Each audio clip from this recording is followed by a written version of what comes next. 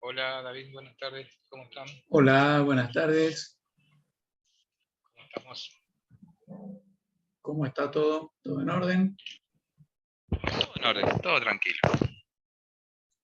¿Y vos? Excelente. Bien, trabajando acá en unos papers, Bueno, así que ahí te puse como coanfitrión. dale, Igual yo de reojo voy mirando y le doy dando entrada a los que se vayan poniendo en sala de espera. dale, Después entiendo sigo nomás con con mis tus cosas. cosas y me avisás cuando termine, como siempre. Sí, señor, sí, señor. Bueno, suerte, che. Nos vemos. Chau, chau, Chau, gracias. chau.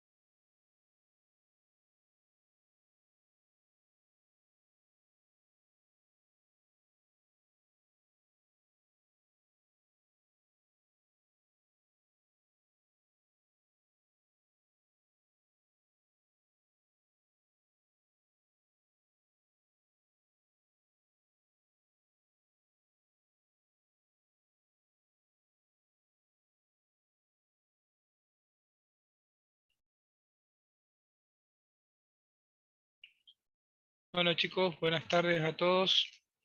Eh, Tenemos 34 en el Zoom presentes, así que mientras van entrando sus compañeros, esperamos un minutito más y empezamos.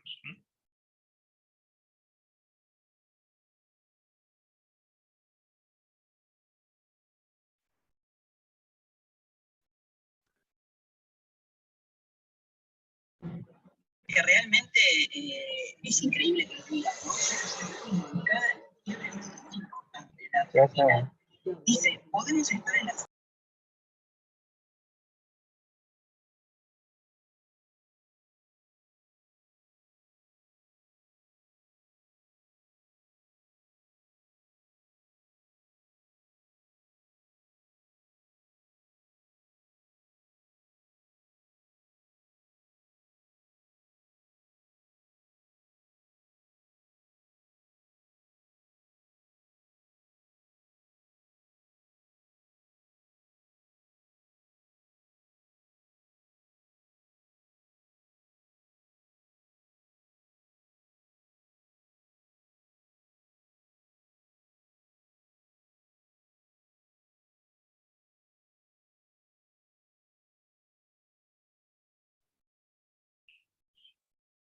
Bueno, buenas tardes de vuelta.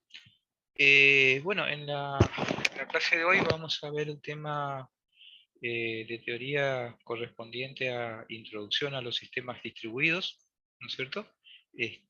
Así que, bueno, voy a compartir la pantalla de la presentación para empezar con la misma.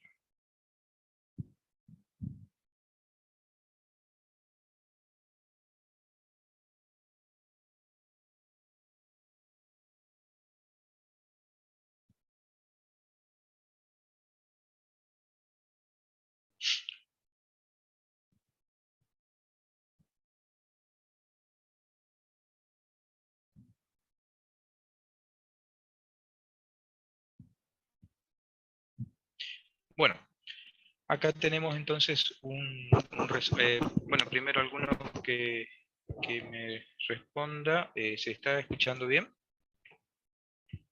Sí, profe, se escucha todo bien. Listo, muy bien, muchas gracias.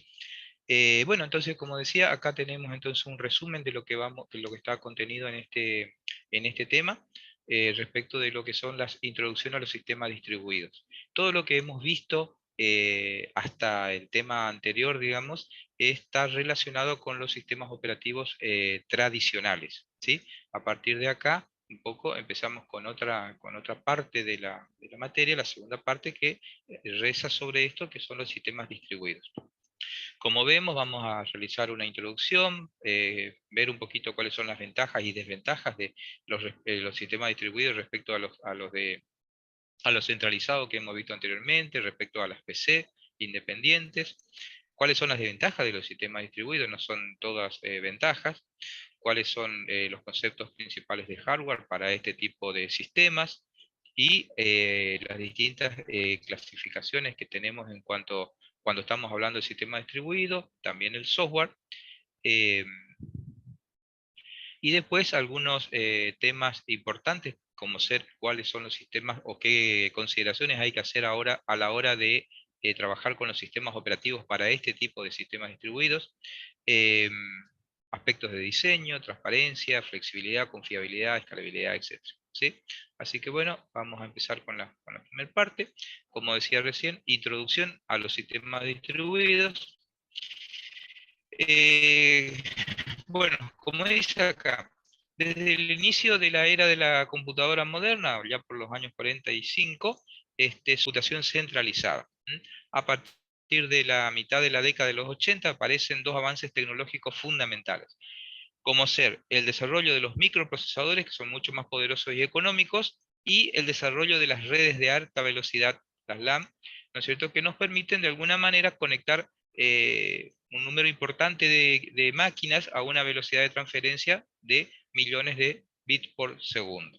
Entonces, al principio, máquinas o equipos, si se quiere, monoprocesador, perdón, computadoras centralizadas, y luego, ¿no es cierto?, aparecen las nuevas arquitecturas de microprocesadores en conjunto con lo que son desarrollos de redes de alta velocidad. Estas aparecen entonces con con estos dos elementos, lo que se conocen como sistemas distribuidos, en contraste, como dice ahí, con los sistemas centralizados que se utilizaban anteriormente. Los sistemas distribuidos necesitan otro nivel de software, algo distinto a los sistemas a nivel de software que se ocupaban o se necesitaban cuando estábamos hablando o utilizando simplemente sistemas centralizados. Estos sistemas operativos para sistemas distribuidos o han tenido importantes desarrollos, pero todavía queda como que un largo camino para recorrer, ¿sí? Los usuarios van a poder acceder a una gran variedad de recursos computacionales, ya sea de hardware, de software, y estos distintos recursos pueden estar o van a estar seguramente distribuidos en un gran número de sistemas computacionales que están conectados a través de estas redes de comunicación de alta velocidad.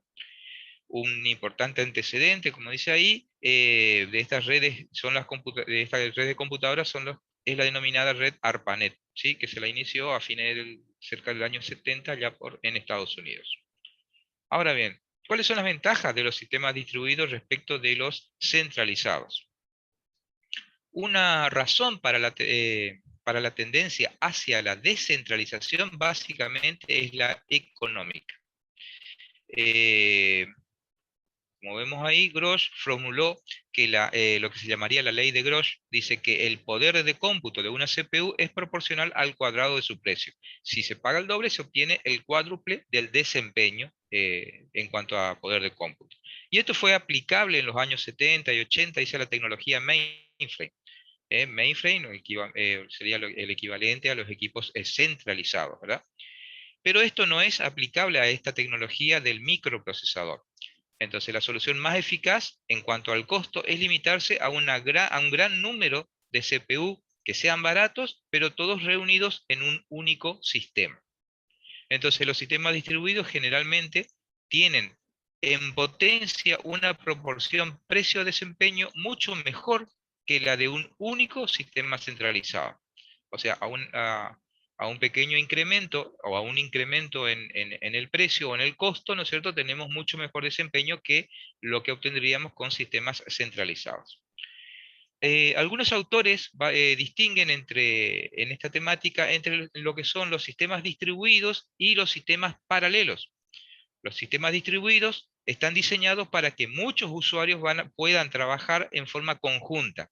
Sin embargo, los sistemas paralelos lo definen como que están diseñados para lograr la máxima rapidez en un único problema.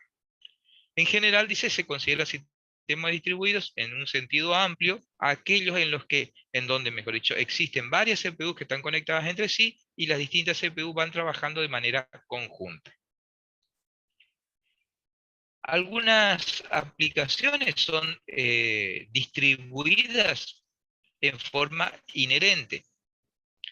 Por ejemplo, un sistema de automatización de una fábrica, el cual controla robots y máquinas en una línea de montaje, en donde cada robot o cada máquina es controlado por su propia computadora y las distintas computadoras están interconectadas.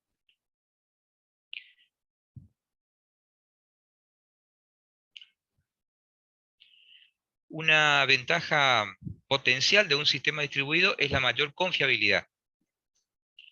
Al disminuir la carga de trabajo en muchas máquinas, la falla de una de ellas no afectará a las demás. O sea, la carga de trabajo podría distribuirse. Y si una máquina se desconecta o tiene algún tipo de inconveniente, sobrevive el sistema como un todo. Puede tener alguna baja en la performance, pero el sistema puede continuar funcionando. Otra ventaja importante es la posibilidad del crecimiento incremental o por incrementos. Se pueden ir añadiendo procesadores al sistema, lo cual va a permitir un desarrollo gradual según las necesidades que se tengan. No son necesarios grandes incrementos de potencia en breve lapso de tiempo. Se puede ir añadiendo poder de cómputos en pequeños incrementos. Ventajas de los sistemas distribuidos respecto a las PC independientes. los sistemas distribuidos satisfacen la necesidad de muchos usuarios de compartir ciertos datos, como por ejemplo un sistema de reservas de líneas aéreas. También con los sistemas distribuidos se pueden compartir otros recursos como ser programas, periféricos costosos, impresoras y equipos de fotocomposición, dispositivos de almacenamiento masivo, etc. Otra importante razón es lograr que una mejor comunicación entre las personas, como por ejemplo el uso del correo electrónico, ¿no es cierto? La mayor flexibilidad de estos sistemas también es importante. La carga de trabajo se puede difundir, se puede distribuir entre las distintas máquinas que están disponibles en una forma más eficaz según un determinado criterio, por ejemplo, el criterio de los costos. Los equipos distribuidos pueden no ser siempre PC, se pueden estructurar sistemas con grupos de PC y de computadoras compartidas de distintas capacidades o características. Ahora, ¿cuáles son o cuáles podrían ser las desventajas de los sistemas distribuidos? El principal problema es el software. El diseño, la implantación, el uso del software distribuido generalmente presenta numerosos inconvenientes. Los principales interrogantes son los siguientes: ¿qué tipo de sistemas operativos, qué lenguajes de programación y aplicaciones son las adecuadas para estos sistemas? ¿O cuánto deben saber los usuarios de la distribución del sistema? ¿O qué tanto debe hacer el sistema y qué tanto deben hacer los usuarios? La respuesta a estos interrogantes, dice, no es uniforme entre los especialistas. Existe una gran diversidad de criterios y de interpretaciones en este sentido. Otro problema potencial tiene que ver con las redes de comunicación. Se deben considerar problemas debido a pérdidas de mensajes, saturación en el tráfico, expansión, etc. El hecho de que sea fácil compartir los datos es una ventaja, pero se puede convertir en un gran problema. Entonces la seguridad también debe organizarse adecuadamente.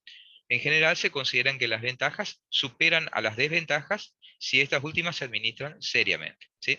Entonces, cuando estamos resumiendo, cuando estamos hablando de sistemas distribuidos, ¿no es cierto? Uno de los problemas fundamentales es el diseño del software del sistema operativo que la va a administrar. Y por el otro lado también otros problemas inherentes a los propios sistemas distribuidos que antes con los centralizados no lo teníamos, como ser, por ejemplo, los problemas que tengan que ver con las redes de comunicación. Respecto del hardware para sistemas distribuidos. Todos los sistemas distribuidos constan de varias CPU que están organizadas de diferentes formas, especialmente respecto a la forma en que se interconectan entre sí y cuáles son los esquemas de comunicación que utilizan. Existen diversos esquemas de clasificación para los sistemas de cómputos con varias CPU. Uno de los más conocidos es la taxonomía de Flynn. Acá se considera como característica esencial el número de flujos de instrucciones y el número de flujos de datos. Y se las puede clasificar en 4 grupos: el SysD, el SIMD, MISD y MIMD, en donde el primero, el SISD, va a tener un flujo de instrucciones y un flujo de datos. Y esto posee un único procesador, ¿no es cierto?, en este esquema. En el segundo esquema tenemos un flujo de instrucciones y varios flujos de datos. Entonces esto se refiere a ordenar procesadores con una unidad de instrucción que básicamente busca una instrucción, instruye a varias unidades de datos para que las lleven a cabo en paralelo y cada uno con sus propios datos. Son útiles para cómputos que repiten los mismos cálculos en varios conjuntos de datos. La tercera categoría tiene un flujo de varias instrucciones y solo un flujo de datos. Esto no se presenta en la práctica. Y por último, la última categoría o el último grupo, tenemos un grupo de computadoras, múltiples instrucciones y múltiples datos, en donde un grupo de computadoras independientes, cada uno con su propio contador del programa y datos. Entonces todos los sistemas distribuidos son de esta categoría o pertenecen a este grupo.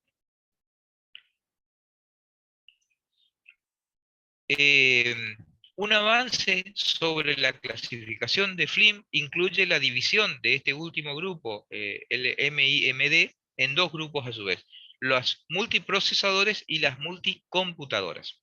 Respecto de los primeros, poseen memoria compartida. Los multiprocesadores poseen memoria compartida. Y los distintos procesadores van a compartir el mismo espacio de direcciones virtuales.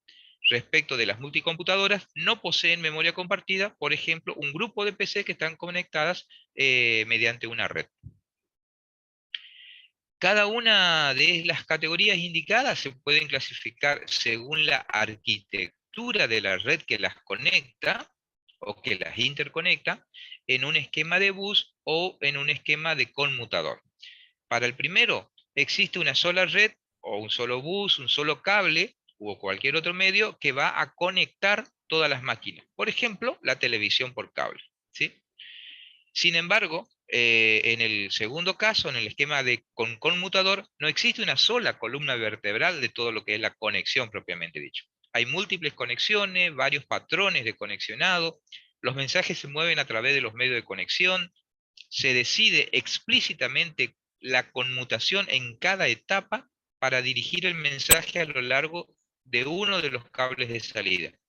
Y por ejemplo, o como ejemplo, utilizamos el Sistema Mundial Telefónico Público, ¿sí? Otro aspecto de la clasificación va a considerar el acoplamiento entre los equipos. Y ahí vamos a considerar aquellos sistemas que son fuertemente acoplados y los que son débilmente acoplados.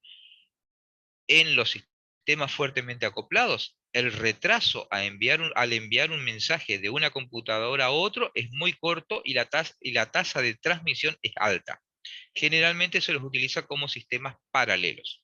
Estos son los fuertemente acoplados. Sin embargo, los débilmente acoplados, el retraso de los mensajes entre las distintas máquinas es grande y la tasa de transmisión es baja. Generalmente se los utiliza como sistemas distribuidos.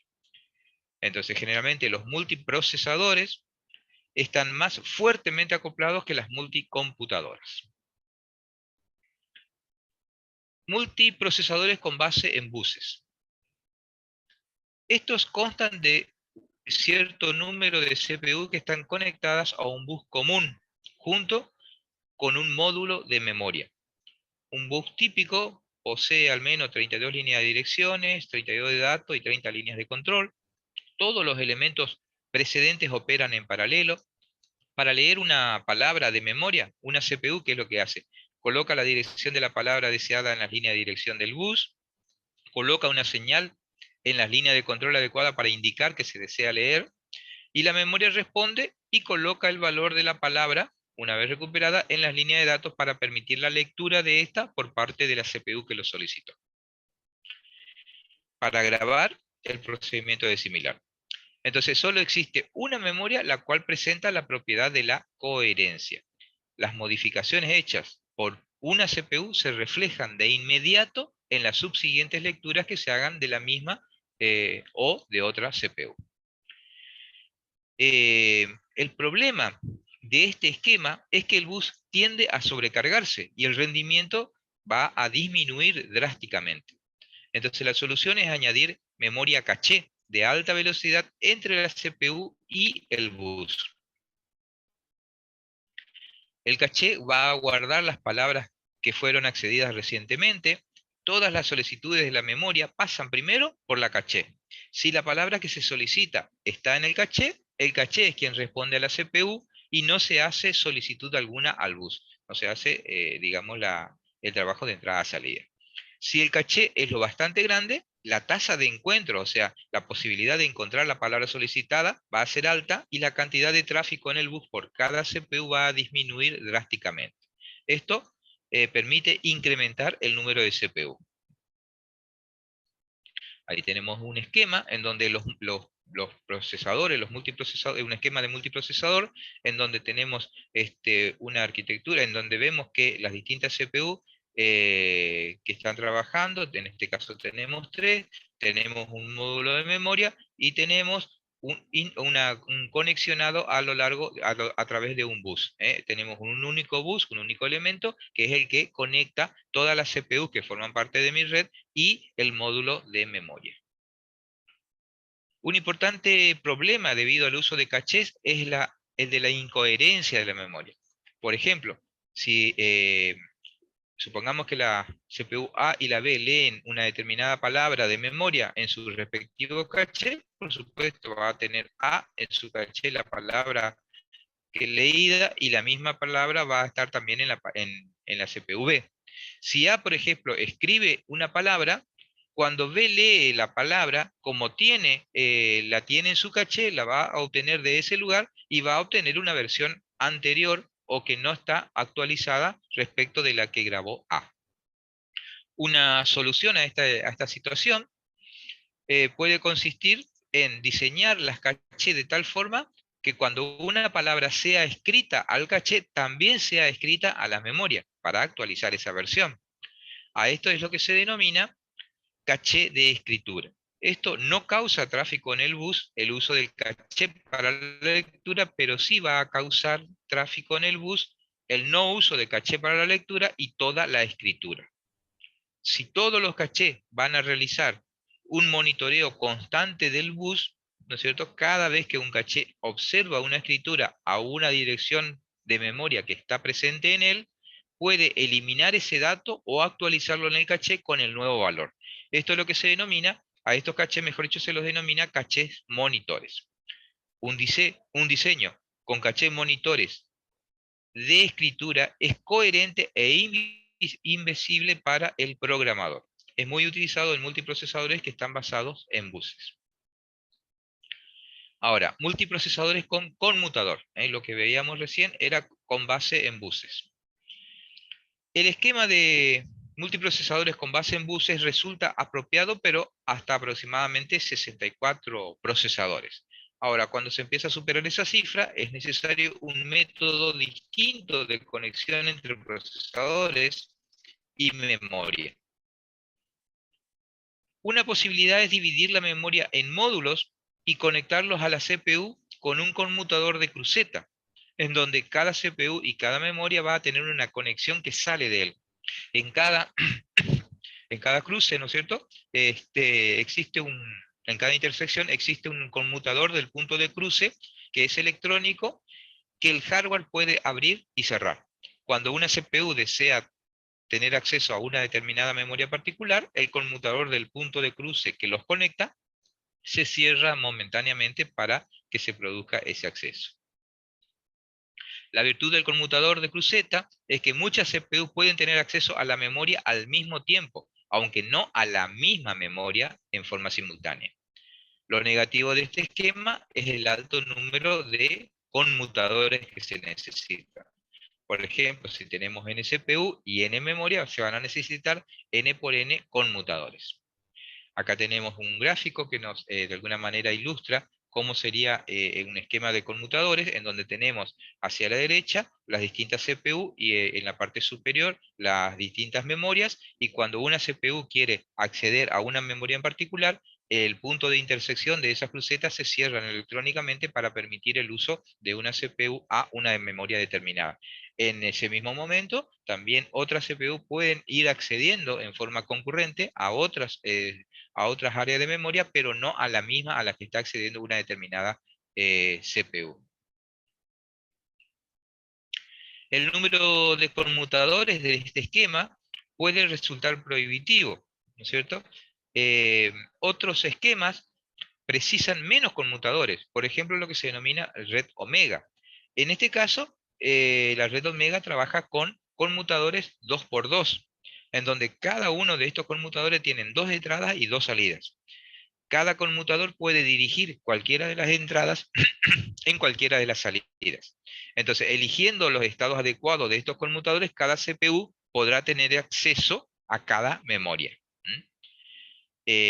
Por ejemplo, para n CPU y n memoria se van a precisar solamente n etapas de conmutación, y cada etapa tiene un logaritmo en base 2 de los n conmutadores para un total de n logaritmo 2n conmutadores.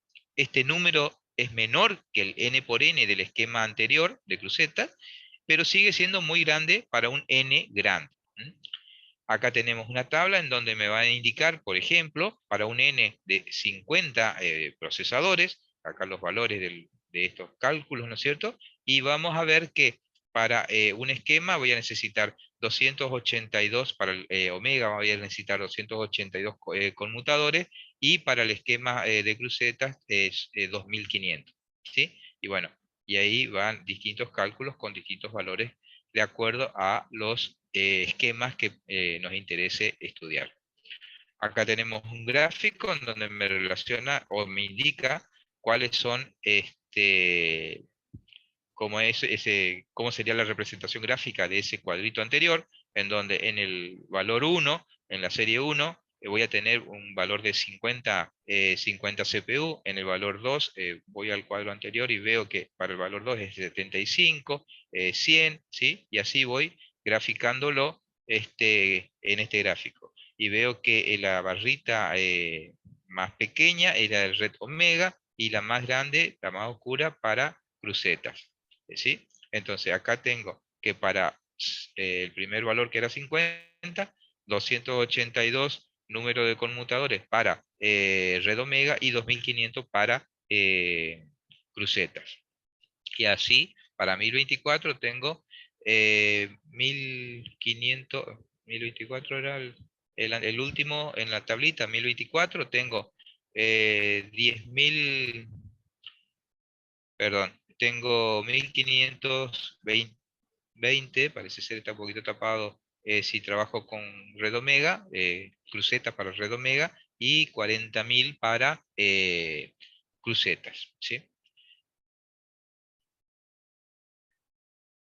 Bueno, estas aclaraciones con respecto a al cuadro y al gráfico anterior. La red omega, ¿cómo trabajaría? De esta forma, ven que en la parte izquierda tengo la CPU, a la derecha tengo las memorias. Entonces la idea es que cada CPU necesita acceder en algún momento a algún módulo de memoria.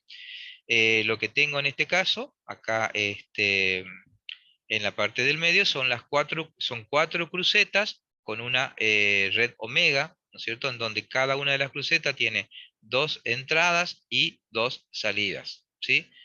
Cada una de estas 4 crucetas que están acá tienen esa característica. Entonces, seleccionando la forma de conexionado correspondiente, cada una de estas CPU puede entrar al módulo de memoria que necesita, de acuerdo a cómo se combina la entrada y la salida de estas crucetas de la red omega.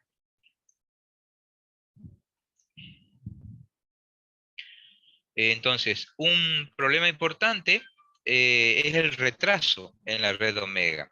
Por ejemplo, con un N de 1024 existen, según la tabla anterior, 10 etapas de conmutación de la CPU a la memoria, 10 etapas para que la palabra solicitada de la memoria regrese, o sea, 10 de ida, 10 de vuelta.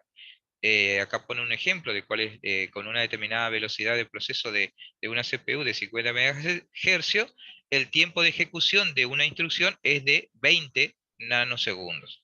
¿Sí? Si una solicitud de la memoria debe recorrer 20 etapas de conmutación, 10 de ida, 10 de regreso, en 20 nanosegundos. El tiempo de conmutación debe ser de 1 nanosegundo para que el multiprocesador de 1024 CPU va a necesitar ese número de 10.240 conmutadores de 1 n segundo. Y el costo seguramente va a ser muy alto. Otra posible solución son los esquemas según sistemas jerárquicos. Cada CPU puede tener asociado cierta memoria local, y el acceso va a ser muy rápido a esa memoria local y más lento cuando vamos a la memoria de las demás CPU. A esto es lo que se denomina esquema o máquina NUMA, acceso no uniforme a la memoria. Estos tienen un mejor tiempo promedio de acceso que las máquinas basadas en redes omega, y la colocación de los programas y datos en memoria es crítico para lograr que la mayoría de los accesos sean a la memoria local de cada CPU, para aprovechar precisamente ese mejor tiempo de acceso. Multicomputadores con bases en buses. Este es un esquema sin memoria compartida. Cada CPU va a tener su conexión directa con su propia memoria local. Un problema importante es la forma en que las CPU se comunican entre sí. Entonces el tráfico es solo entre una CPU y otra. Y el volumen del tráfico va a ser será varias órdenes de magnitud menor que si se utiliza la red de interconexión para el tráfico CPU-memoria. Topológicamente es un esquema similar al del multiprocesador basado en bus, pero consiste generalmente en una colección de estaciones de trabajo en una LAN, en una red de área local. Acá tenemos un ejemplo donde tenemos, como decimos ahí, el bus, ¿no es cierto?, que es el que está conectando los distintos elementos de mi red, de mi sistema, perdón, distribuido, en donde tengo sobre esta red distintas CPU en distintos colores y cada uno de ellos con una memoria local. Entonces cada CPU accede a la memoria local que dispone. Y todas las CPU están conectadas a lo largo de la red con un esquema en bus. Multicomputadoras con conmutador.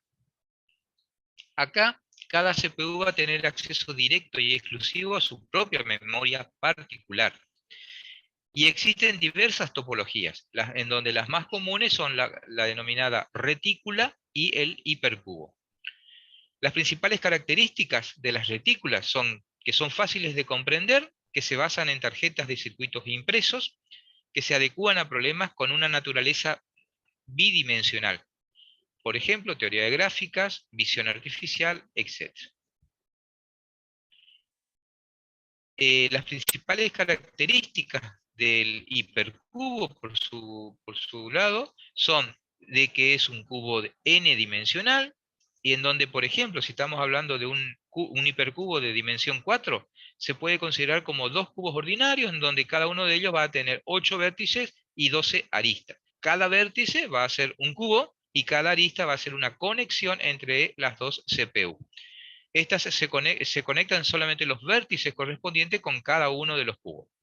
En un hipercubo, por ejemplo, de dimensión 5, habría que añadir dos cubos conectados entre sí y conectar las aristas correspondientes en las dos mitades y así sucesivamente. Ya tenemos un gráfico un poquitito más adelante para tratar de entenderlo mejor. En un hipercubo de n dimensiones, cada CPU va a tener n conexiones con otras CPU. Esta complejidad en cuanto al cableado va a aumentar en proporción logarítmica con el tamaño. Cuando mayor sea esto va a ser mucho más complejo. Solo se van a conectar los procesadores que están vecinos o que son vecinos cercanos. Muchos mensajes van a tener que realizar varios saltos antes de llegar a un destino. La trayectoria más grande va a crecer en forma logarítmica con el tamaño.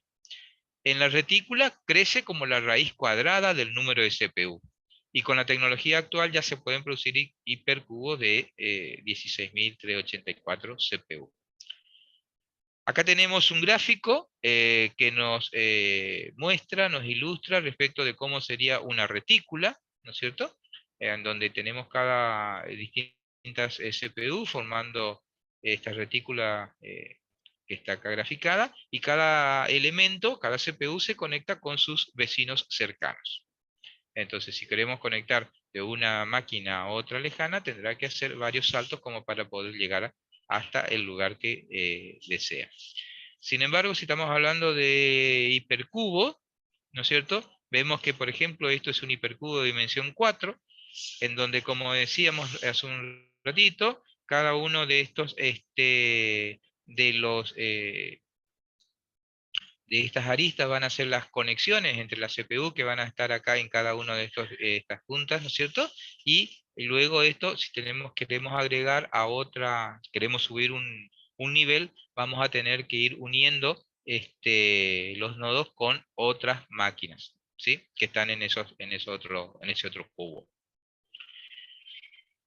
Entonces, todo esto que veíamos hasta acá, ¿cierto? Con multicomputadoras, multiprocesadores, ya sea con conmutador, con retícula y todo eso, está relacionado a la forma en que se presenta lo que es el hardware para los sistemas distribuidos. Ahora vamos a entrar a las consideraciones respecto del software para estos sistemas distribuidos. Generalmente, entonces la importancia del software va a superar generalmente a la del hardware. La imagen de un sistema que un sistema presenta va a quedar determinada en gran medida por el software del sistema operativo y no por el hardware. Los sistemas operativos no se pueden encasillar fácilmente como sí lo podemos hacer con el hardware, pero se los pueden clasificar en dos tipos: en los sistemas operativos débilmente acoplados y en aquellos que se denominan fuertemente acoplados. El software débilmente acoplado de un sistema distribuido permite que las máquinas y los usuarios sean independientes entre sí en lo fundamental. Facilita que interactúen en cierto grado cuando sea necesario, y los equipos individuales se distinguen fácilmente. Esto en los sistemas débilmente acoplados. Entonces, combinando los distintos tipos de hardware distribuido con software distribuido, se logran distintas soluciones, y no todas interesan desde el punto de vista funcional del usuario. Por ejemplo, un multiprocesador es un multiprocesador y no importa si se utiliza un bus con cachés monitores o una red Omega, ¿sí? Sistemas operativos de redes. Una posibilidad es el software débilmente acoplado en hardware débilmente acoplado. Esta es una solución muy utilizada.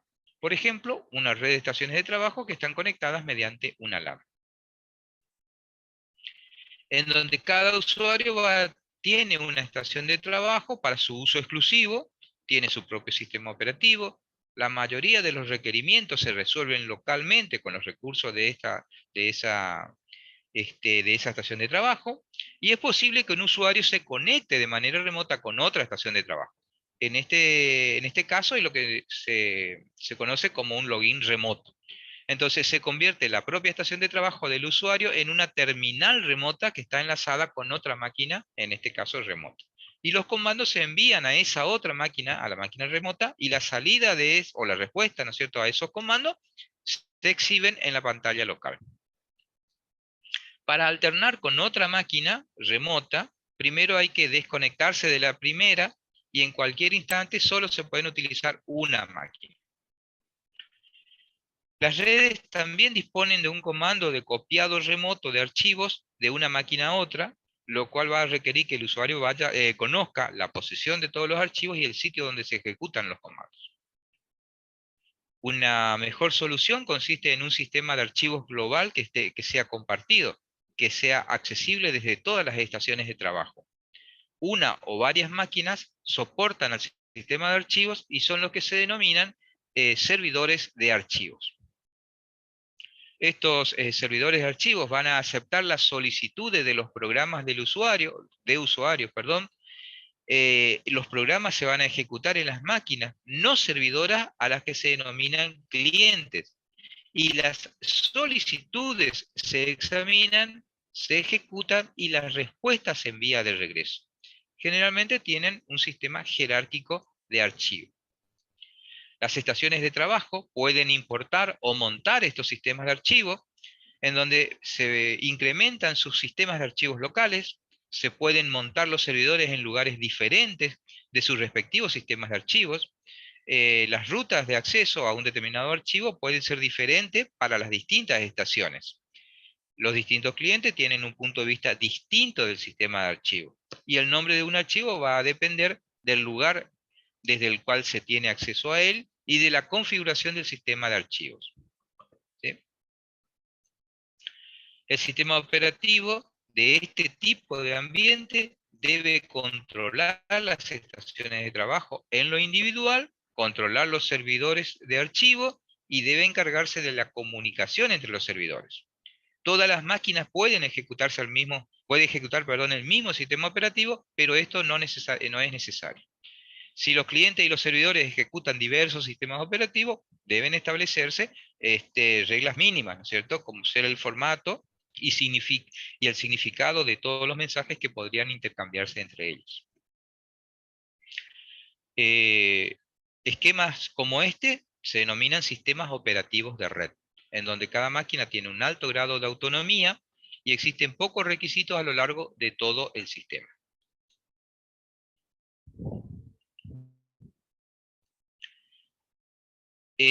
Un ejemplo de estos sistemas operativos es el NFS, Sistemas de Archivos de Red, es uno de los más conocidos y aceptado como sistema operativo de red.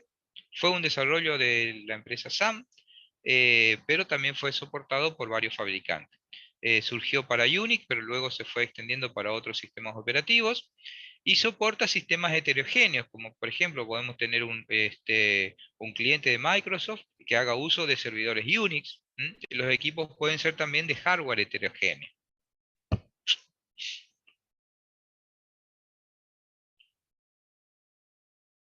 Los aspectos más interesantes son los que están relacionados con la arquitectura, con el protocolo y con la implantación.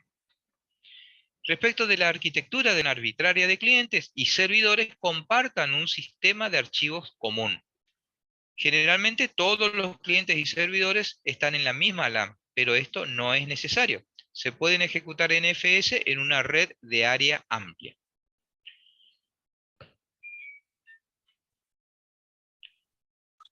El NFS permite que cada máquina sea un cliente y un servidor al mismo tiempo. Cada servidor de NFS exporta uno o varios de sus directorios y subdirectorios dependientes para el acceso por parte de clientes remotos. Los clientes tienen acceso a los directorios que son exportados mediante el montaje. Y cuando un cliente monta un directorio remoto, este se va a convertir en parte de su jerarquía de directorios. Un cliente sin disco puede montar, por ejemplo, un archivo remoto en su directorio raíz. Esto produce un sistema de archivos soportados en su totalidad en un servidor remoto. Las estaciones de trabajo que no poseen discos locales pueden montar directorios remotos en donde lo deseen, por ejemplo en la parte superior de la jerarquía de directorio local. Esto va a producir un sistema de archivo que es en parte local y en parte remoto. Si dos o más clientes montan el mismo directorio al mismo tiempo, se pueden comunicar al compartir archivos en sus directorios comunes. Y aquí no hay que hacer nada especial para lograr compartir esos registros. Los archivos compartidos figuran en la jerarquía del directorio de varias máquinas. Y entonces se los puede leer o escribir de la manera usual. Respecto de los protocolos del NFS, uno de los objetivos del NFS es soportar un sistema heterogéneo en donde los clientes y servidores podrían ejecutar distintos sistemas operativos en hardware diverso. Entonces es esencial que la interfaz entre los clientes y los servidores esté bien definida, precisamente considerando esta heterogeneidad. El FNS logra este objetivo definiendo dos protocolos que son cliente-servidor.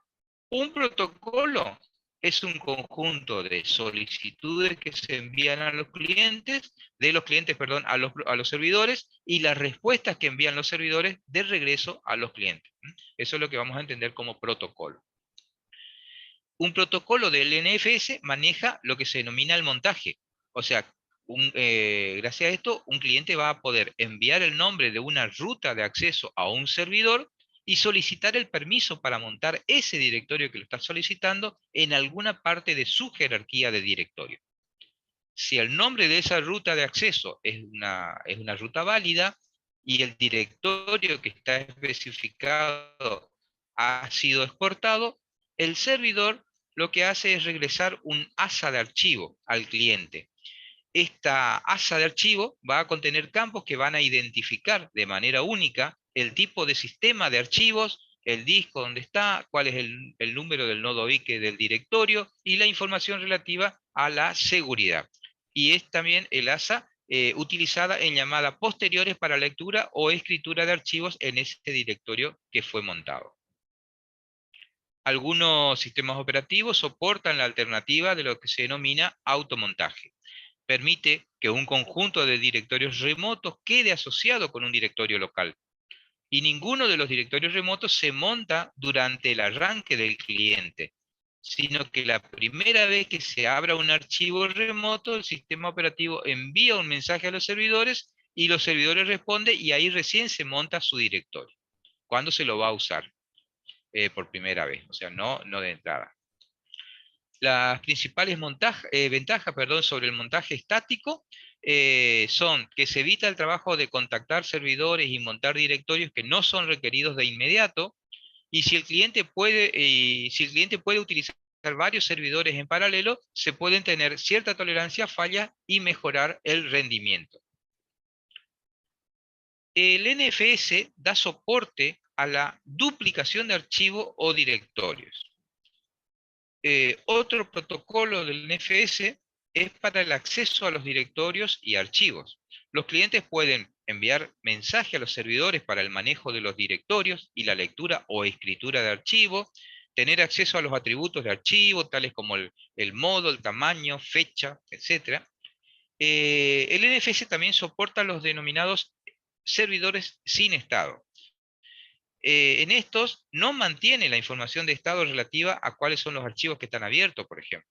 Si un servidor falla y arranca rápidamente, no se pierde información acerca de los archivos abiertos. Los programas clientes no fallan. Un sistema de archivos remoto, RFS, de sistema, el sistema 5 de Unix, por ejemplo, no funciona así, sino que el servidor lleva un registro del hecho que cierto archivo está abierto y la posición actual del lector. Si un servidor falla y vuelve a arrancar rápidamente, se va a perder todas las conexiones que estaban abiertas y los programas clientes seguramente van a fallar. Si un servidor es sin estado, como el NFS, en un servidor sin estado como el NFS, los bloques no tienen que asociarse con los archivos que están abiertos. El servidor no sabe cuáles son los archivos que están abiertos. Y se necesita un mecanismo adicional independiente para controlar los posibles bloqueos. El NFS utiliza el esquema de protección de Unix, con los bits RWX para el propietario, para el grupo y otros. Se puede utilizar la criptografía de claves públicas para dar validez al cliente y el servidor en cada solicitud y respuesta. O el cliente malicioso no puede personificar a otro cliente ya que no conoce cuál es su clave secreta.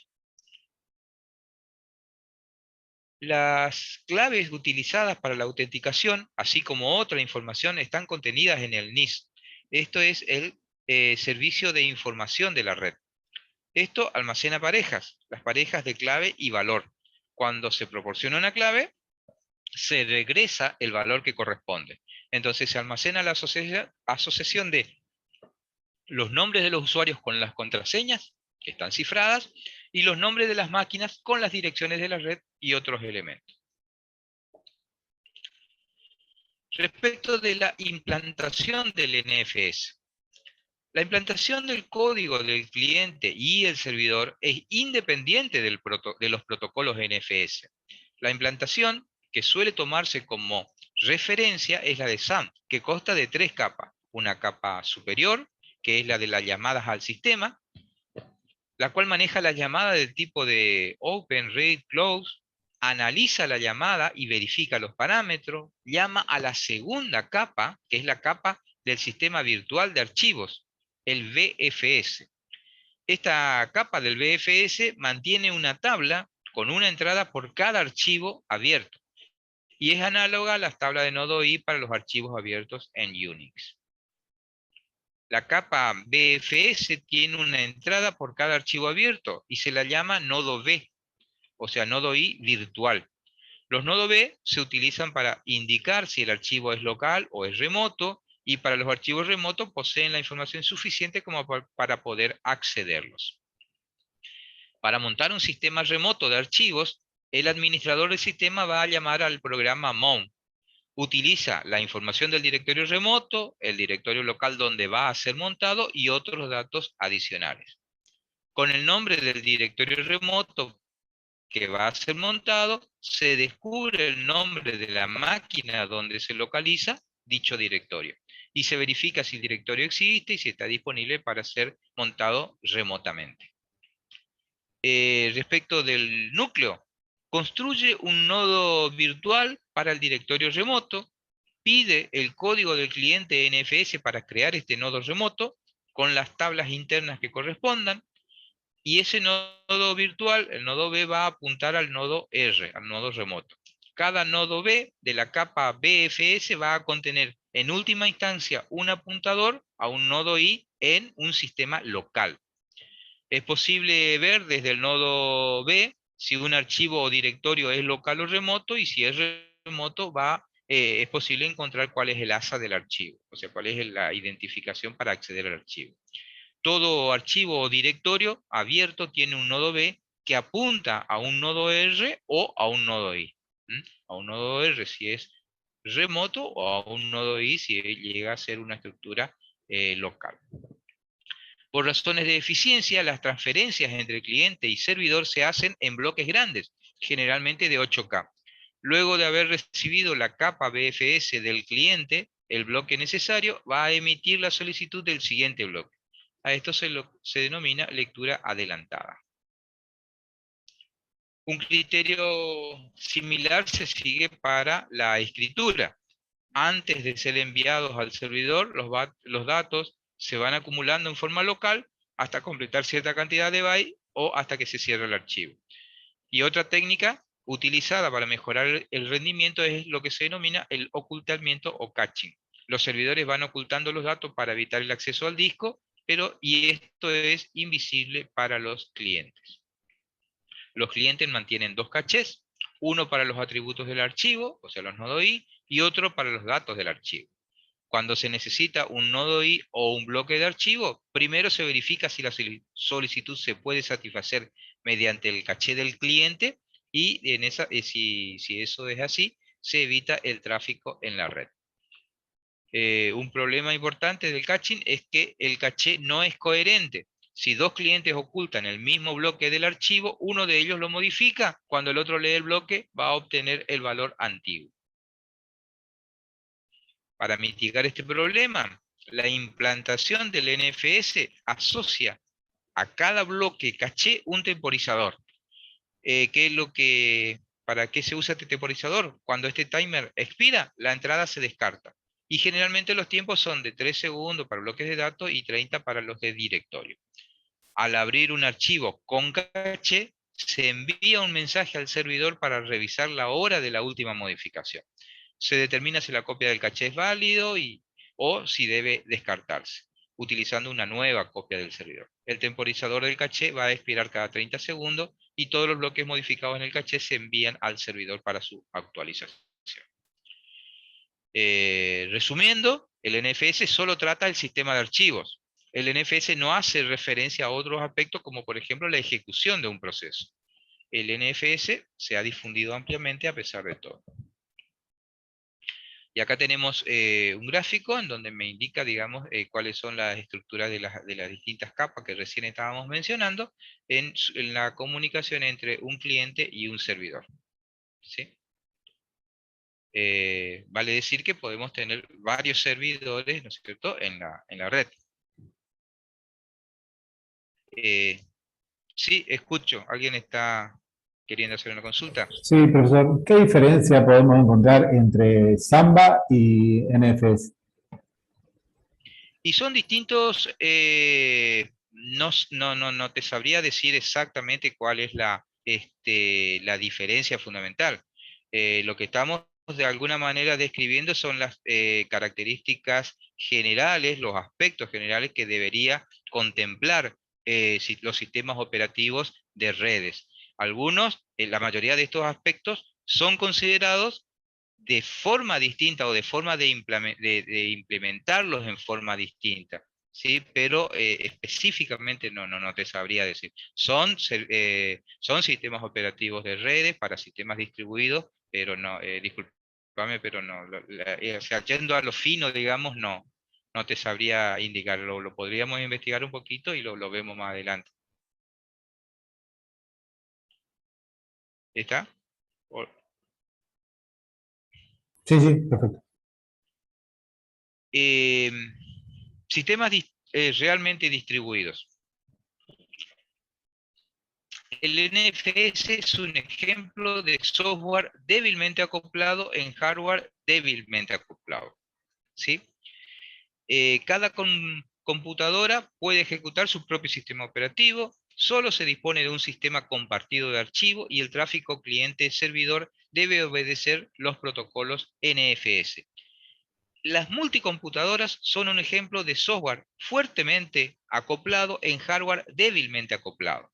Estos, en este caso, crean la ilusión de que toda la red de computadoras es un solo sistema de tiempo compartido en vez de una colección de máquinas diversas como lo es en realidad.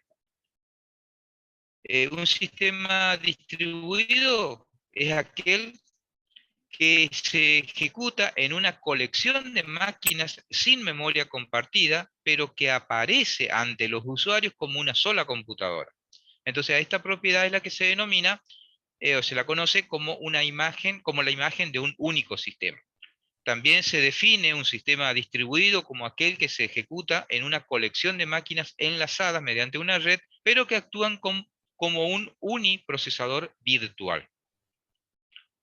Algunas de las características de los sistemas distribuidos son que debe existir un mecanismo de comunicación global entre los procesos. Cualquier proceso debe poder comunicarse con otro, ¿sí? O sea, tiene que poder intercambiar información con otro proceso. Y no tiene que haber distintos mecanismos en distintas máquinas, y distintos mecanismos para la comunicación ya sea local o de comunicación remota. Debe existir un esquema global de protección, la administración de procesos debe ser la misma en toda parte, se debe tener la misma interfaz de llamadas al sistema en todas partes, es normal que se ejecuten núcleos idénticos en todas las CPUs del sistema, y es necesario un sistema global de archivos. Ahora bien, sistema de multiprocesador con tiempo compartido. Corresponde a software fuertemente acoplado en hardware fuertemente acoplado. Los ejemplos más comunes de propósito general son los multiprocesadores, los cuales operan como un sistema de tiempo compartido, pero con varias CPU en vez de una sola. Externamente, un multiprocesador con 32 CPU, por ejemplo, de 3 MIPS, actúa de manera muy parecida a una sola CPU de 96 MIPS. Perdón que me fui acá. Y se corresponde con una imagen de un único sistema. La característica clave es la existencia de una sola cola de ejecución, una lista de todos los procesos en el sistema que no están bloqueados en forma lógica y listos para su ejecución. La cola de ejecución es una estructura de datos que está contenida en la memoria compartida. Los programas de los procesos están en la memoria compartida y también el sistema operativo. El planificador de procesos del sistema operativo se ejecuta como una región crítica. De esta manera se evita que dos CPU elijan el mismo proceso para una ejecución inmediata. Cuando un proceso se asigna a un procesador, encuentra que el caché del procesador está ocupado por palabras de memoria que pertenecen a aquella parte de la memoria compartida que contiene al programa del proceso anterior. Luego de un breve lapso se habrán reemplazado por el código y los datos del programa del proceso que se asignó a ese procesador. Ninguna CPU tiene memoria local. Todos los programas se almacenan en esa memoria global compartida. Ahora, si toda la CPU está inactiva en espera de entrada-salida y un proceso está listo para su ejecución, es conveniente asignarlo a la CPU que se utilizó por primera vez para ese proceso. La hipótesis es que ningún otro proceso utilizó esa CPU, entonces, que es la hipótesis de eso que está ahí, Vaswani y Sahorkan, perdón la pronunciación. Entonces, si un proceso se bloquea en espera de entrada-salida, un multiprocesador, el sistema operativo va a poder suspenderlo o dejarlo en espera ocupada. Esto es aplicable cuando la mayoría de las entradas-salidas se realiza en menos tiempo del que tarda un cambio entre los procesadores, ¿sí? Entonces, el proceso va a conservar su procesador por algunos milisegundos en espera de que se realice o finalice esa entrada-salida. Ahora, si se agota el tiempo de espera y no ha finalizado la entrada-salida, ahí sí se realiza una conmutación de procesos. Generalmente se dispondrá de un sistema de archivos tradicional con un único caché. En forma global, o globalmente considerado, es similar al sistema de archivo con un único o de un único procesador. Ahí tenemos un esquema de un multiprocesador con una cola de ejecución, tenemos distintas CPU, tenemos almacenamiento, todo conectado por un bus, ¿no es cierto? Y tenemos en el área de memoria una cola con todos los procesos, algunos en espera, o sea que están listos para su ejecución, y algunos otros que se están ejecutando, ¿eh? Y cada uno de ellos va a estar ejecutándose en distintas CPU, como vemos ahí. Bueno, aspecto del diseño. La comparación de las tres principales formas de organizar NCPU se pueden resumir de esta forma. Acá tenemos distintos elementos que podemos considerar o preguntarnos, ¿no es cierto? Y cómo vamos respondiéndonos a si estamos considerando un sistema operativo de red, un sistema operativo distribuido o un sistema operativo de multiprocesador, ¿sí? Vamos a revisar las dos primeras nada más. Como una pregunta, un elemento, es cómo se ve como un uniprocesador virtual, se ve como un uniprocesador virtual. Si estamos trabajando como un sistema operativo de red, la respuesta es no. Y si estamos trabajando o considerando sistema operativo distribuido o sistemas operativos de multiprocesadores, la respuesta es sí. Luego, otro elemento, si nos hacemos la pregunta de todos los elementos, todos tienen que ejecutar el mismo sistema operativo. Si estamos en un sistema operativo de red, la respuesta es no. Si estamos en sistemas operativos distribuidos o sistemas operativos de multiprocesador, la respuesta es sí. Bueno, esto es un poco un resumen de distintos aspectos y cómo se ve, digamos, de acuerdo a cuál sea la consideración en cuanto al sistema operativo de red, o un sistema operativo distribuido, o bien de multiprocesador. Entonces, los aspectos claves en el diseño de sistemas operativos distribuidos van a ser la transparencia, la flexibilidad, la confiabilidad, el desempeño y escalabilidad. Vamos a recorrer entonces estos distintos aspectos en los sistemas operativos distribuidos. Perdón. Transparencia. Un aspecto muy importante es la forma de lograr la imagen de un único sistema. Entonces los usuarios deben percibir que la colección de máquinas que están conectadas son un único sistema de tiempo compartido de un solo procesador. Entonces, si un sistema logra esto, vamos a decir que es un sistema transparente. Desde el punto de vista de los usuarios, la transparencia se logra cuando los pedidos se satisfacen con ejecuciones en paralelo y en distintas máquinas. Cuando se utilizan una variedad de servidores de archivo, cuando el usuario no necesita saberlo ni siquiera notarlo. La transparencia desde el punto de vista de los programas significa diseñar una interfaz de llamadas al sistema de modo que no sea visible la existencia de varios procesadores. No es transparente un sistema donde el acceso a los archivos remotos se realice mediante un establecimiento explícito de una conexión en la red con un servidor remoto, el envío posterior de mensaje y el acceso a los servidores remotos será distinto al acceso a los servicios locales. Entonces, en ese caso, esto no va a ser transparente. Existen distintos tipos de transparencias en un sistema distribuido. El de transparencia de localización, en donde los usuarios no pueden indicar la localización de los recursos. La transparencia de migración, en donde los recursos se pueden mover a voluntad sin cambiar los nombres. La transparencia de réplica, en donde los usuarios no pueden indicar cuál es el número de copias que existen. La transparencia a nivel de concurrencia, en donde varios usuarios pueden compartir recursos de manera automática. Y la transparencia de paralelismo, en donde las actividades pueden ocurrir en paralelo sin el conocimiento de los usuarios. ¿Sí?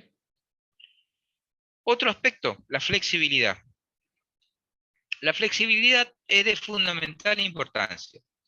Existen dos escuelas de pensamiento en cuanto a la estructura que pueden o deben poseer los sistemas distribuidos. La del núcleo monolítico y la del micronúcleo o microkernel. En la primera, núcleo monolítico, la idea es que cada máquina debe ejecutar un núcleo tradicional que proporcione la mayoría de los servicios. Sin embargo, en la clasificación del micronúcleo, microkernel, el núcleo debe proporcionar lo menos posible. y el grueso de los servicios del sistema operativo se debe obtener a partir de servidores al nivel usuario.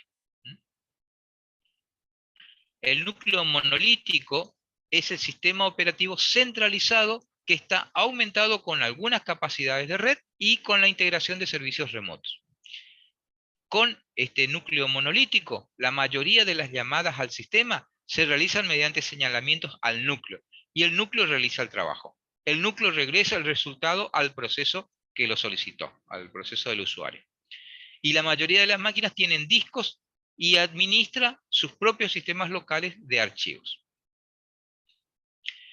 Sin embargo, el micronúcleo es más flexible y proporciona solo 4 servicios mínimos: un mecanismo de comunicación entre procesos, cierta administración de memoria, una cantidad limitada de planificación y administración de procesos de bajo nivel, y la entrada-salida de bajo nivel. Contrariamente a lo que decíamos recién del núcleo monolítico, el micronúcleo no proporciona el sistema de archivos, el sistema de directorios, la administración de los procesos o gran parte del manejo de las llamadas al sistema. El objetivo en este caso es mantener el micronúcleo pequeño, en donde todos los demás servicios del sistema operativo se vayan a implementar generalmente como servidores a nivel usuario. Para obtener un servicio, el usuario va a enviar un mensaje al servidor apropiado, el servidor realiza el trabajo y regresa el resultado.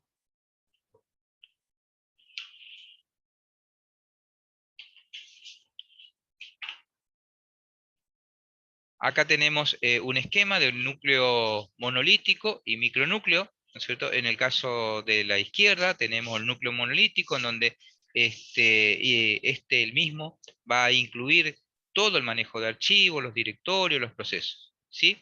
Sin embargo, en el esquema del micronúcleo vemos que tenemos distintos elementos que están unidos por una determinada red, con un protocolo, perdón, para adelante, para atrás.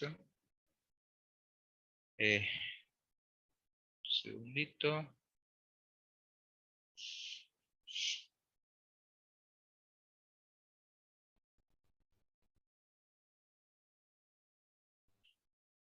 Bueno, tenemos entonces una red que va a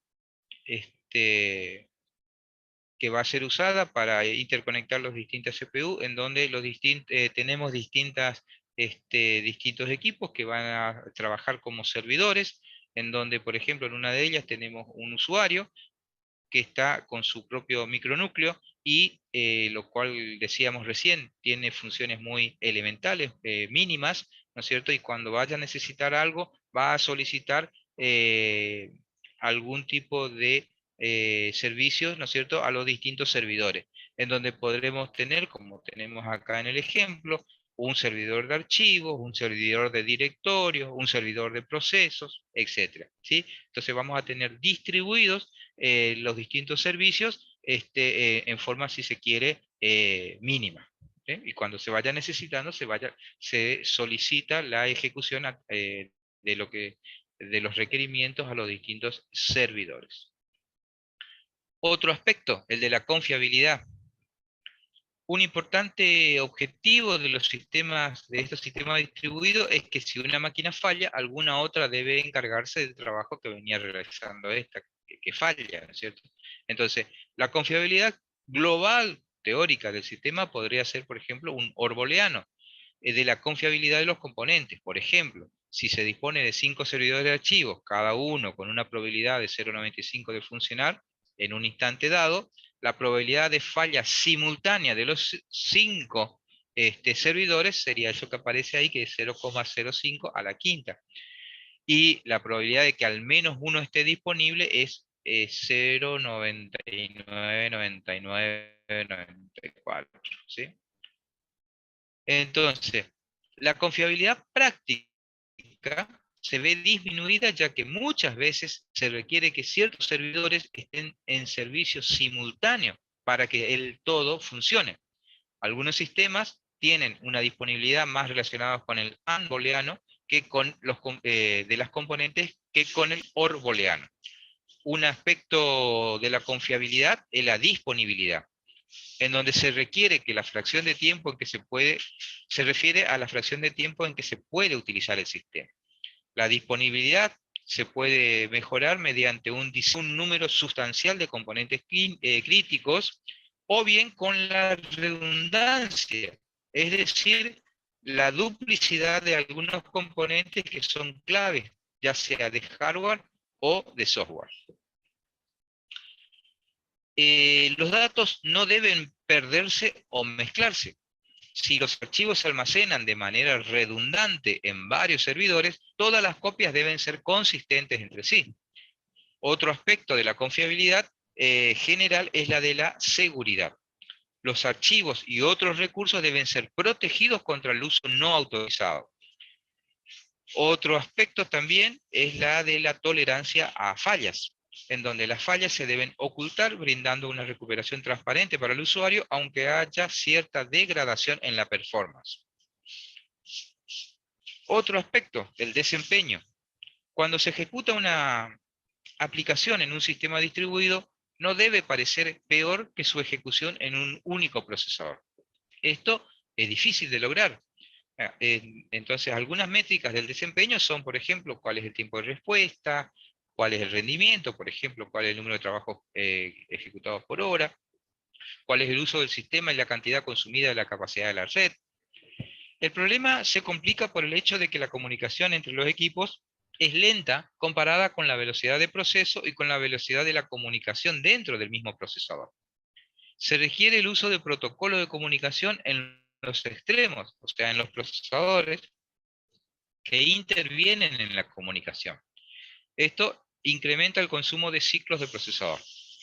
Para optimizar el desempeño, frecuentemente hay que minimizar el número de mensajes. La dificultad es que la mejor forma de mejorar el desempeño es tener mucha actividad en ejecución paralela en distintos procesadores. Esto va a requerir el envío de muchos mensajes. O bien centralizar el trabajo en una sola máquina, pero esto resulta poco apropiado si estamos hablando de sistemas distribuidos. También se debe prestar atención a cuál es el tamaño del grano de todos los cálculos. Por ejemplo, estamos hablando del paralelismo de grano fino o de grano grueso. Esto corresponde a trabajo, el grano fino corresponde a trabajo con un gran número de pequeños cálculos y mucha interacción con otros trabajos, lo cual requiere mucha comunicación que pueden afectar el desempeño. Sin embargo, en paralelismo de grano grueso va a corresponder a trabajos con grandes cálculos, poca interacción y pocos datos. Esto requiere poca comunicación y no afecta la performance. Otro aspecto, la escalabilidad. La tendencia indica que el tamaño de los sistemas distribuidos es hacia cientos de miles y aún decenas de millones de usuarios que estén conectados en sistemas distribuidos. Existen cuellos de botellas que son potenciales y que se debe intentar evitar en los sistemas distribuidos de gran escala. Por ejemplo, algunos componentes centralizados, por ejemplo, un servidor de correo para todos los usuarios. O bien puede ser otro caso, las tablas centralizadas, por ejemplo, un único directorio de teléfonos que esté en línea. O algoritmos centralizados, la realización de un riteo en base a una información completa. Entonces, se deben utilizar algoritmos descentralizados con la siguiente característica. Ninguna máquina tiene la información completa, decisiones solo en base a la información que está disponible en el entorno local. El fallo de una máquina no va a arruinar el algoritmo y no existe una hipótesis implícita de la existencia de un reloj global. Bueno, ahí terminamos entonces todo lo que serían los aspectos relacionados con las arquitecturas de sistemas distribuidos. Vamos a estudiar uno de los aspectos, uno de los modelos, digamos, que es el que se denomina grid, la malla, una de las arquitecturas que es la de la malla.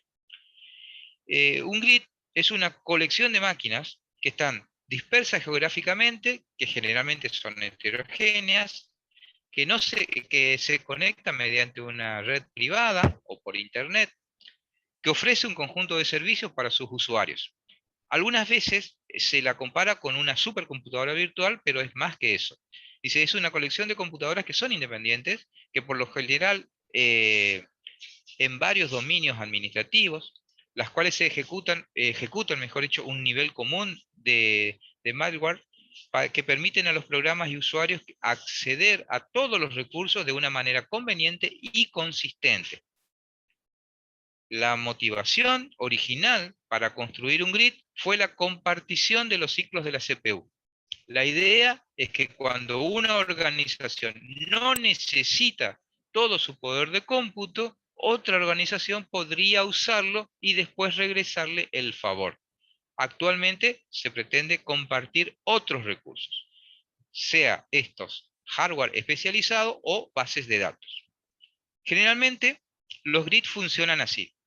Cada máquina que participa ejecuta un conjunto de programas que administran la máquina y la integran en el grid. Este software comúnmente se encarga de la autenticación y el inicio de la sesión de los usuarios remotos.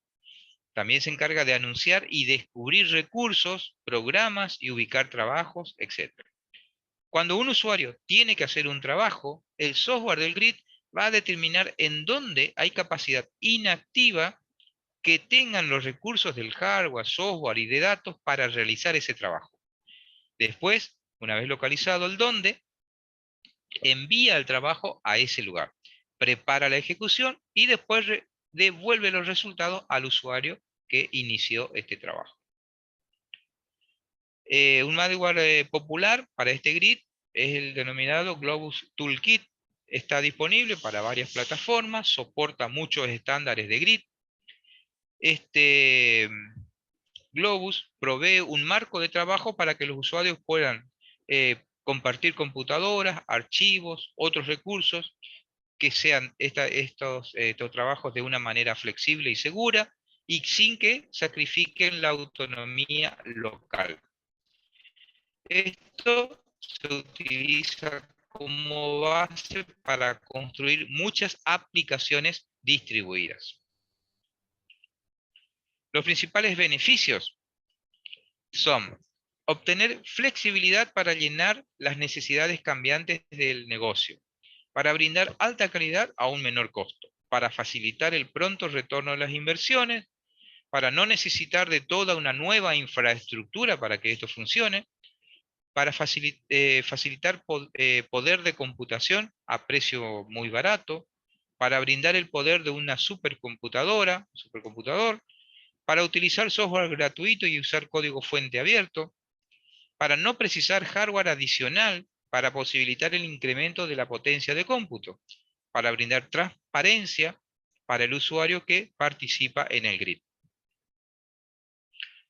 Ahí tenemos un cuadro que de alguna manera me indica cómo fue el origen y cómo se fue desarrollando en este caso el grid.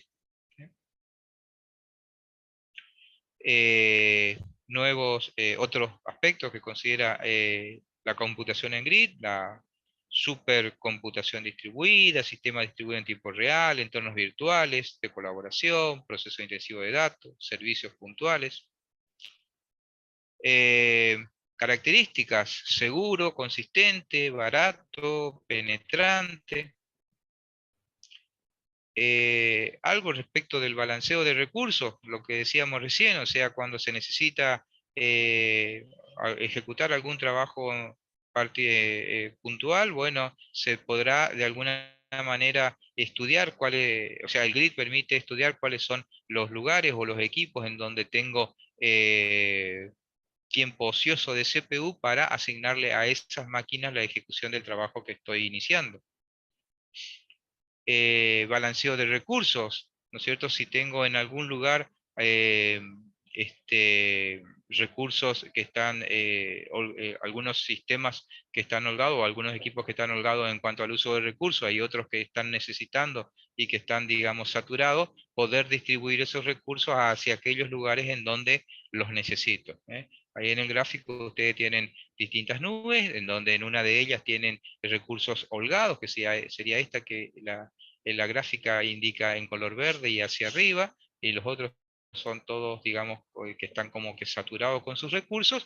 Entonces, este primer equipo o conjunto de equipos puede distribuir o compartir sus recursos con los otros sistemas a la hora de ayudarlos. Lo mismo para cuando estamos trabajando con almacenamientos, o sea, cuando tenemos que utilizar bases de datos. También la estructura en grid me permite analizar en qué lugares o en qué bases de datos tengo disponible alojamiento para precisamente, valga la redundancia, alojar archivos, bases de datos y poder compartirlos, digamos, esto entre todo el grid. Y también, por ejemplo, lo que hemos visto, almacenamiento, hemos visto, y bueno, también podemos, por ejemplo, en grid trabajar con lo que se denomina, digamos, el encolado de distintos trabajos, ¿no es cierto? En donde voy a tener una cola de trabajo, lo voy a encasillar, va a haber como la figura del perro ahí, digamos, un administrador de trabajo que va a distribuir cada uno de las aplicaciones en los distintos sistemas o equipos CPU que estén disponibles en forma ordenada, todo como para lograr, digamos, un objetivo común, ¿sí? Bueno, esto es la arquitectura grid o malla. Bueno, hasta acá llega el contenido de este tema, ¿no es cierto? Así que básicamente lo que hemos visto, ¿no es cierto?, son todas las consideraciones principales, iniciales, por eso el mismo también en nombre de la, del tema, que es introducción a los sistemas distribuidos, y hemos hecho un repaso por los distintos temas o aspectos que tenemos que ir considerando precisamente en este tipo de trabajo. ¿Alguna consulta? ¿Algo, chicos, que quieran consultar? De mi parte no, profe. Voy a revisar si tengo algo en algún chat. No veo nada.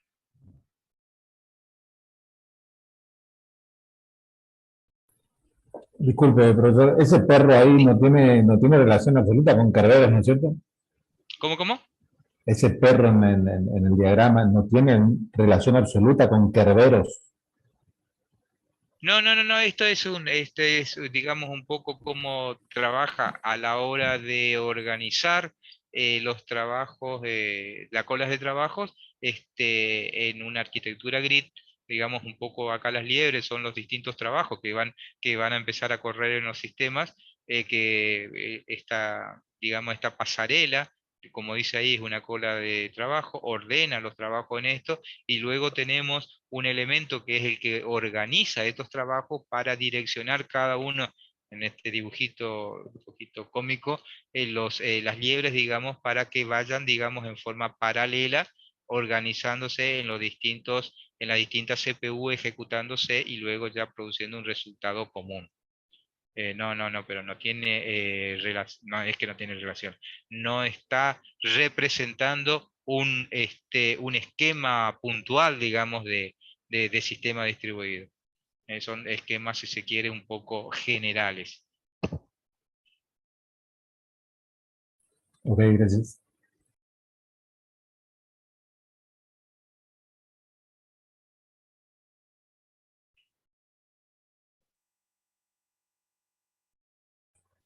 Buenas noches, profe. Sí, te escucho. Hola. Ahora sí, no, todo bien. Eso no me quería decir que estaba bien. Perdón, no te escucho muy bien. Estoy muy bajito. Si me puede hablar más fuerte. No, lo que decía el compañero que sí tenía relación la imagen de las liebres con Sí. el perro. Ah.